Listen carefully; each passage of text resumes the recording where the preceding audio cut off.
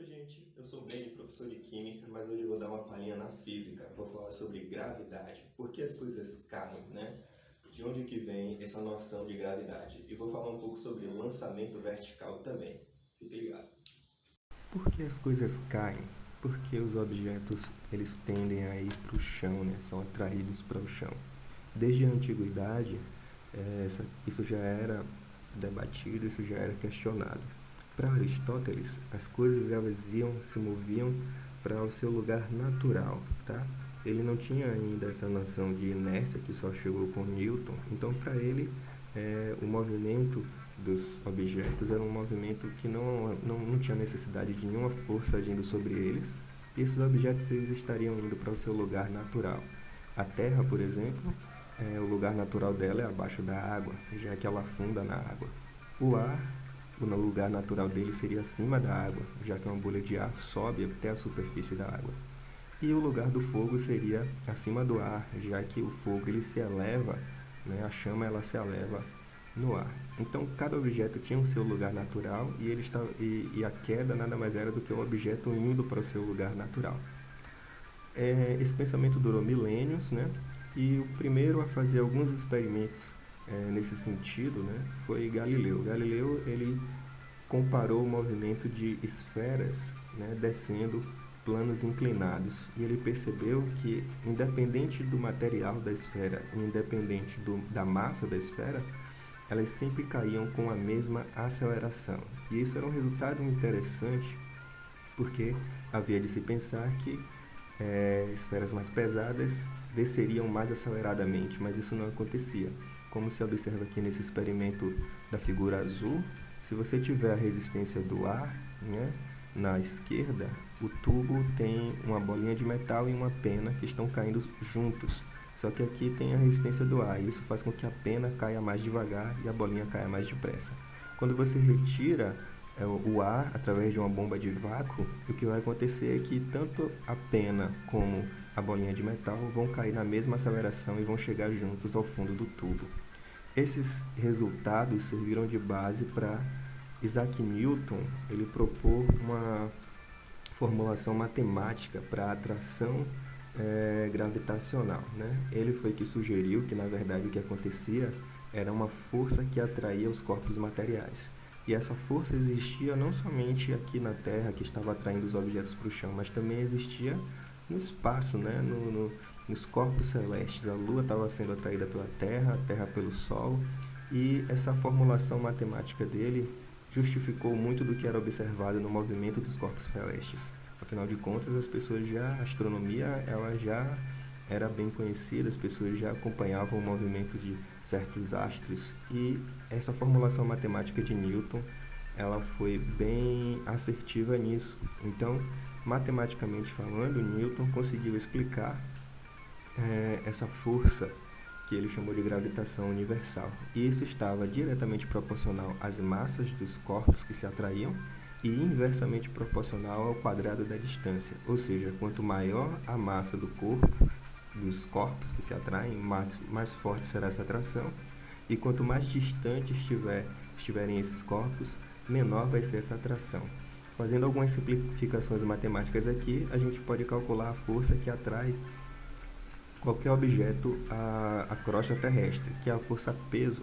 Isso vai ser igual à massa do objeto vezes esse g minúsculo, que é a gravidade aqui da Terra, tá? Esse g minúsculo ele já está incluído a massa da Terra, tá? Que é muito maior do que a massa de um objeto simples, e a distância da crosta até o centro da Terra. Afinal de contas, a distância entre os centros dos objetos também influencia. E aí é simplificado para a força peso, como a gente conhece. Peso é igual a massa vezes a aceleração da gravidade. Mas Isaac Newton ele não conseguiu explicar o porquê dessa atração. Por que esses corpos se atraem dessa forma? E a explicação mais abrangente, mais aceita, ela foi proposta por Albert Einstein. Com a teoria da relatividade geral, ele propôs que existia um tecido do espaço-tempo, tá? E esse tecido do espaço-tempo ele era distorcido pela presença de corpos materiais. Então, imagine como se fosse um lençol esticado, e quando você coloca uma massa sobre esse lençol, né, alguma coisa pesada, esse lençol vai afundar no local onde você colocou aquilo ali. E isso vai provocar como um buraco, né? Como se fosse um buraco ali, como se fosse uma região mais baixa. E qualquer objeto que passar naquela redondeza vai acabar caindo nesse buraco formado, né? Nessa distorção formada. E isso seria observado para nós como os objetos se aproximando, tá? Bom, é claro que o tecido do espaço-tempo, ele é bem diferente de um lençol, né, como que a gente tem na nossa casa. Para começar, ele é tridimensional. Então, isso é somente uma representação, uma simplificação para que a gente entenda o que é que a teoria de Albert propõe. Na verdade, o tecido do espaço-tempo seria mais como essa coisa aqui embaixo, né, essa representação aqui embaixo. É um tecido tridimensional e essa distorção ela também é tridimensional.